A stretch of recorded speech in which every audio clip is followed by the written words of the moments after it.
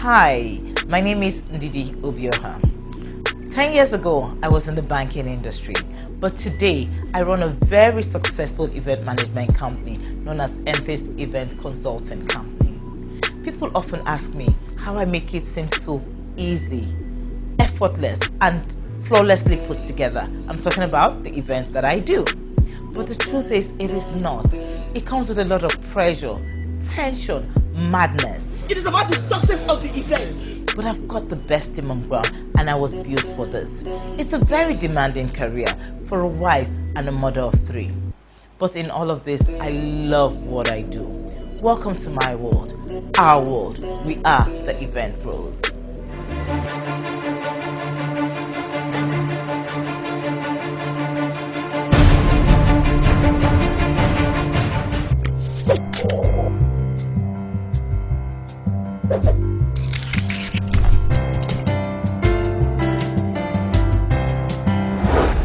The one thing everybody that's going to have an event would always think about would be their look. Their look in terms of makeup. Now that's one industry that is growing like crazy. Be you a bride, if it's your birthday party, 40th, 60th, 50th that you're going to be celebrating, if it's even to attend an event, you want to look stunning. Now, we have gotten to that point in this country where we engage the services of the professionals. Today, on the Event Pros, we will be talking to one makeup artist that I consider amazingly creative. I'm talking of no other than the creative director herself of Belle Bedazzled Makeup.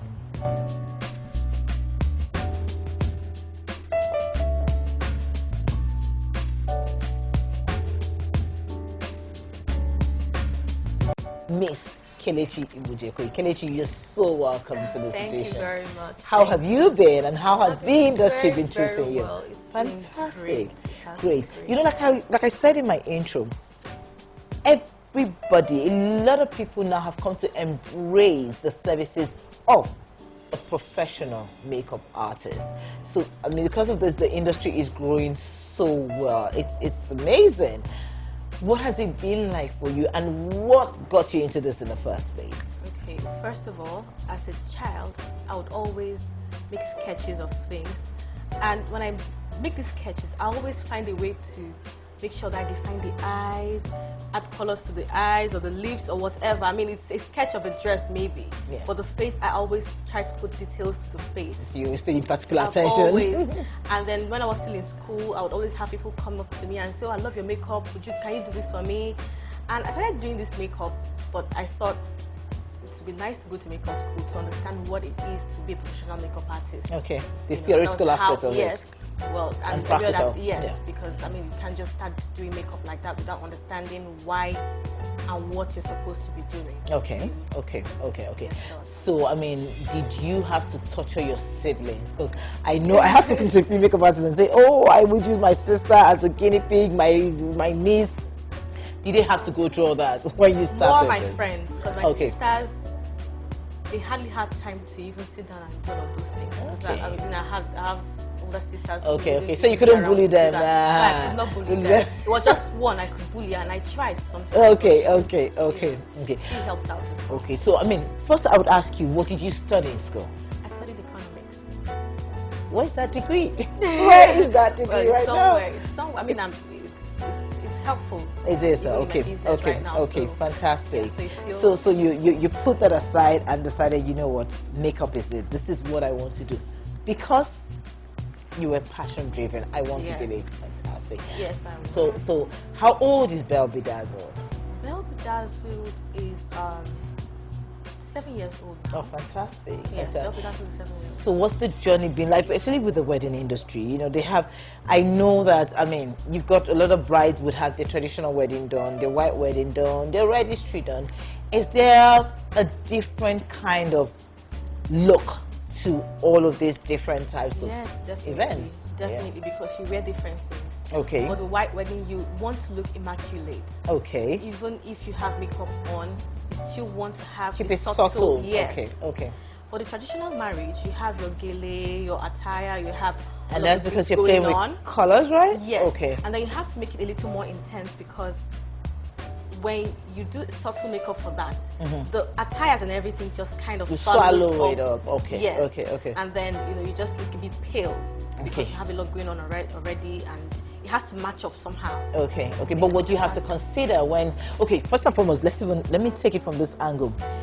As a bride, okay, I want to get a makeup artist. What do I have to consider before deciding on which makeup artist I want to work with? Okay, first of all, there's social media. Okay. So most of the brides get their contacts through social media. Okay. And most of the stuff they see are pictures. Okay. So first of all, you have to do good makeup to get good pictures. Okay. So now, if they look at your makeup and they think it's nice enough to contact you, Okay. you have to make sure you go for trial. So Kelechi, what do you consider as a makeup artist? Okay, when a bride comes to you, a client comes to you, what do you consider before, taking on that client? Or when, what's your profiling like for the client when they come to you? First of all, I like to talk to them a lot. Okay. To understand their personality, to know what they look out for in makeup. Okay. My own part is, you can tell me you want heavy makeup on your white wedding day. My own part is to advise you why that is not Won't work. appropriate. Okay. Or find best ways to infuse what you really want into what it should be. Okay. And then secondly, try to understand the person's skin type. Okay. Some people have very oily skin, some have dry skin, some have combination skin. Okay.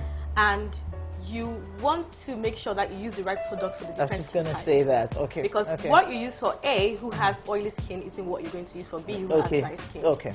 So you want to ascertain that first, Okay. and then know where to or what to use on the person. Okay. Then also, we need to understand what you're wearing.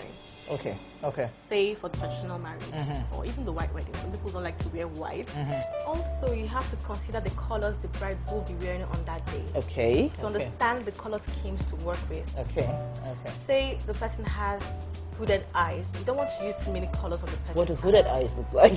Well, when you have your crease folded over your eyelid. Oh, really? Okay. Yes, okay. that's when you say somebody has Hooded eyes. Oh, wow. Okay. Yeah, so you have to use colors that will define the eyes and bring the eyes out more. Okay. Yeah. And then you work with try to work with her mind really, because while you're doing that, she's explaining to you what she likes, what she doesn't like, and then you find ways to infuse that into the right way the makeup should be. Okay.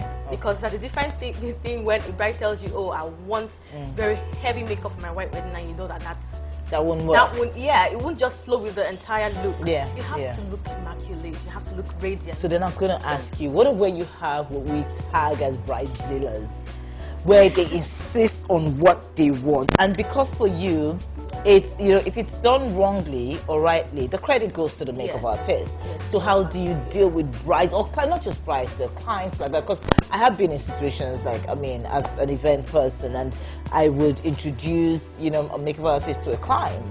And I go in the way they're getting the makeup done, maybe the trial, and then I hear the client say, no, this is what suits me. This is what. How do you deal with that? First of all, when somebody keeps going on and on about what suits them, you don't want to go too far from what they like. Okay. It's about doing it to suit them. Say you want heavy eyes and heavy lips. Yeah. Because the way you do heavy eyes, but it will still look subtle. Yeah. Because as a makeup artist, right? Yes, as a makeup artist. Because everything just goes seamlessly. And blends. As long as it blends well and it goes seamlessly with the face. Yeah. It doesn't. Well, you can kind of work with that. Okay. So it doesn't go away. You don't go away from what the client wants at the end of the day.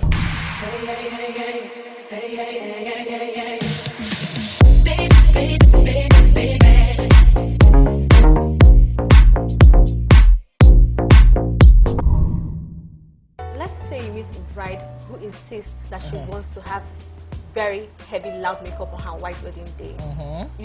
That doesn't really go well with a bride. And that's like our typical bridezilla. How do you deal?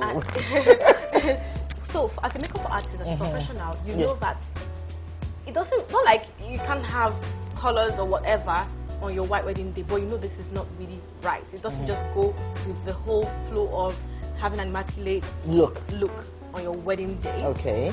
And the client insists that you must do this. As a makeup artist, if you are good at it, you know how best to work with these things to have a seamless look. As long as makeup has a seamless look, I mean, it can't look that bad. But some people don't understand that. There's a way, say the bride wants smoky eyes, black smoky eyes on her white wedding. I've done that. Really? I've done that, Oh and the bride comes out still looking immaculate. It's about how it is done. Okay.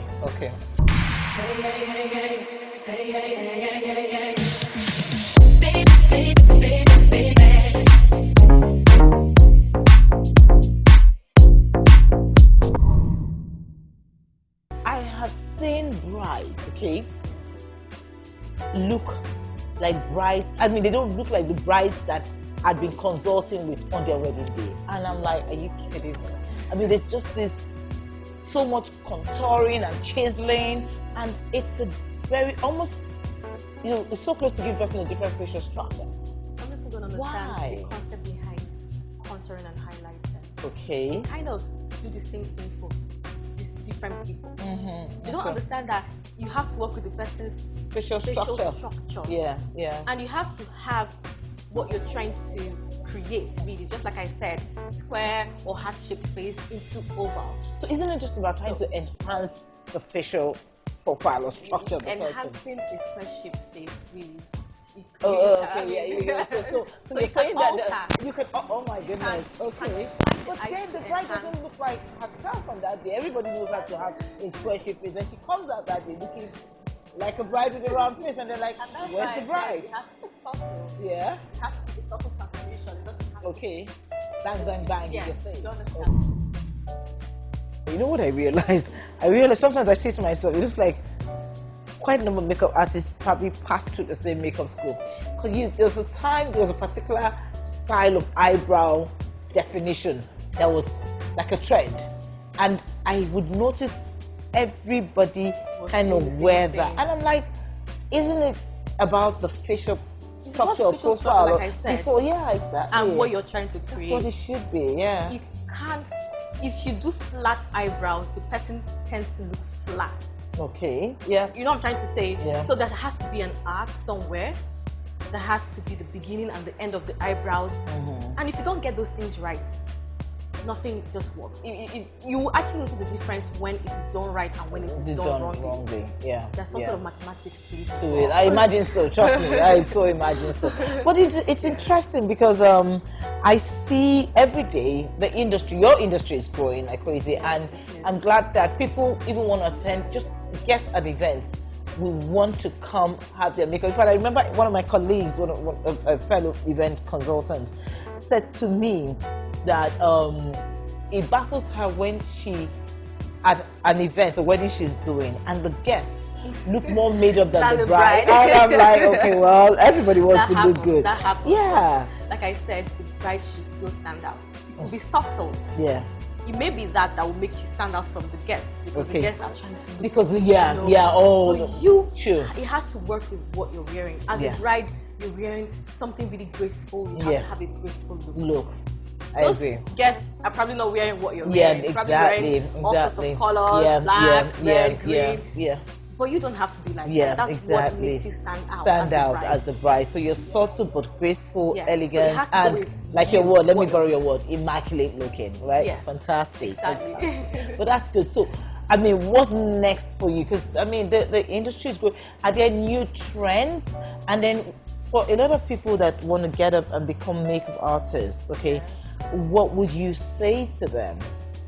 First of all, no matter how the trend wants to grow, there are things you can't depart from. Okay.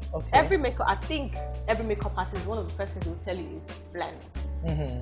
You cannot say because this trend has come out for this, you wouldn't blend the person's makeup. That is just so wrong. Okay. What do you mean by blend? I mean, I'm a novice in You here. can't.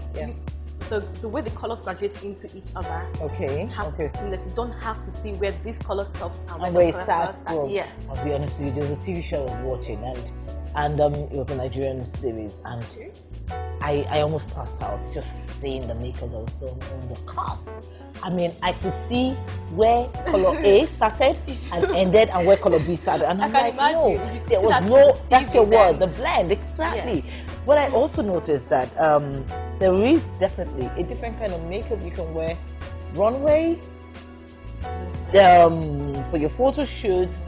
So I have a problem, which is like what you said, when for maybe you're the celebrant of an event and the makeup artist shows on you a makeup that you probably see on a runway model or something. I mean, how does that happen? I think that's the word. Appropriate makeup. Yeah. Okay. Appropriate for the event. Exactly. For the person. Yeah. What the person is doing. Yeah. Say you're celebrant of the day. You don't want to look like you're going on the wrong way. Yeah. Exactly. So it's just all about that. Yeah. Appropriate makeup. So it's about doing appropriate makeup for the, depending on what event. What are you? The age group as well. Exactly. Okay, that's another angle. The age group as well. Yeah. You can't have someone doing that 30th birthday party and have someone doing that 60th birthday party, and then you think, oh, it's birthday party. So you just any kind of you can't just do that. You have to work. That's why I said you have to work with the person's facial structure, skin type, and age group as well. Yeah, totally. And you know, another thing would also be that, I mean, let's assume like as event consultants, when we do birthday events for maybe a birthday party, like a 40th, 60th, whatever, you know, we would always do like an initial photo shoot for that celebrant, and those photos we would use for slides during the event. One of the things I like to do is to make sure that makeup, styling, everything, by the time the photo shoot is done, when you're looking at the pictures on the screen, I mean, you're so like at the age of the person. I like to say we make you look a lot younger than what. Now, in doing the makeup for that purpose, it would be very different. Correct me if I'm wrong. In the makeup that my client would wear on the day of the event itself, right? That's how it works, right? Not really. Okay. Because the makeup, let's say for a 60-year-old woman, okay, you want the person to be beautiful. Yeah. The same way you want her to be beautiful in the picture, the same way you want her to be beautiful on her event. So but the makeup for a photo shoot, like you guys would always say, should be a bit heavier, because it's picture. Not necessarily. It depends on the photographer now. Okay. If the photographer is good enough to not, some photographers take away all of the pictures while trying to edit and over edit. Yeah. You know, so it's all about. But that one comes in with the photographer. Okay. Some allow the details to really show as they are. Some just want to get everything out. Kelechi, you'd be surprised to know that I have heard makeup artists say to me, "Oh, auntie, you're doing a photo shoot. Oh, you know what? No, we have to make your makeup heavier because camera tends to take out a lot of." I mean, so that's wrong. I think that's more like back in the days. Then another thing I've realized that I find very interesting is that almost a lot of makeup artists have almost become photographers.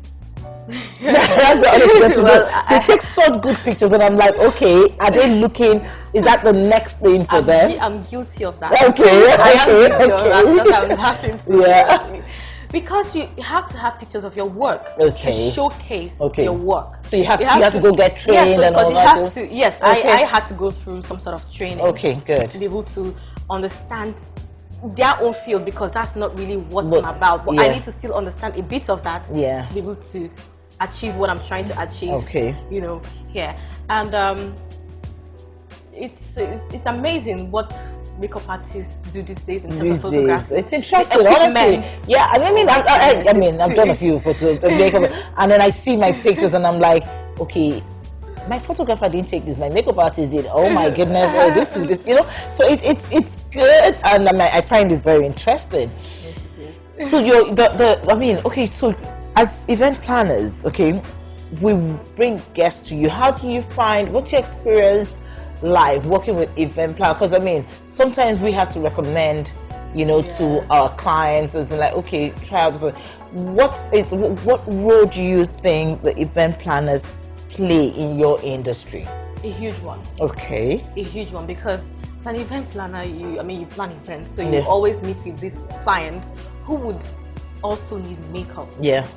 So partnering with an event planner means that for each event the event planner does, they would recommend you Okay. to do the makeup for the event. Yeah. So that way, it's actually it also adds some sort of push to the business as well. To your It's like- industry. Yes, it does. Okay, Yes, okay, it does. okay, that's So most interesting. events these days, people want to look good, like you said earlier. Oh, yeah, yeah. And it's an important aspect of event planning, because Okay.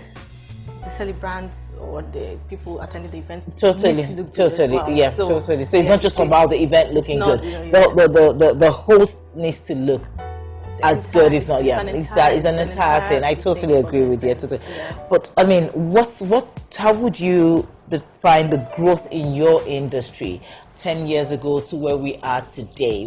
What do you think? Do you think it's an amazing growth process, or you guys are still getting there? It is an amazing growth. Okay, fantastic. From back then, when I went to makeup school, I don't think they had that many makeup artists as they do now. Okay. And what makeup artists are doing these days, it's amazing. Very creative. Amazing. Right? And then you have makeup enthusiasts, people who would just learn makeup for their personal use. Fantastic. You know, yeah. so it's amazing how aware people are about their makeup and how they should look at all times. That's interesting. It's amazing. Yeah, people are becoming more enlightened to and appreciating your industry in terms of the professionals in the industry. That's fantastic. Kelechi has been amazing, and thank you so much for coming on the show. Thank you. As usual, the Event Pros is all about infotainment, which is passing on the right information and also entertaining. I hope you've enjoyed this episode. It's been very informative. I've learned a thing or two. Join us next week for another very interesting interview.